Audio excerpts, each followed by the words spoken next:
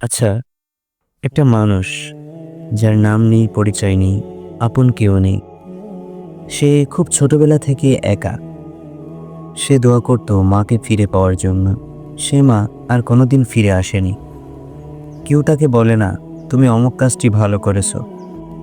কেউ জিজ্ঞেসও করে না, আজ খেয়েছো তো? মানুষটার চোখে অনেক স্বপ্ন ছিল একটা সময়, কিন্তু এখন শুধু চোখ জ্বলে। কারণ সেখানে কান্না শুকিয়ে গেছে। প্রতিদিন ফজরের আগে উঠে অন্ধকার ঘরে দাঁড়িয়ে সে নামাজ পড়ে। জানলার ফাঁক দিয়ে দেখে দুনিয়াটা ঘুমিয়ে আছে, আর সে একাই যেন জেগে আছে। সে ভাবে, আমার জন্য কি কারো মন কাঁদে?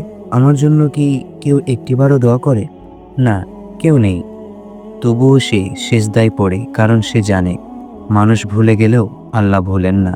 এই পৃথিবীতে যখন কেউ পাশে থাকে না, তখন একজন আছেন যিনি কোনোদিন ছেড়ে যান না। তিনি আমাদের মহান রব, আল্লাহ।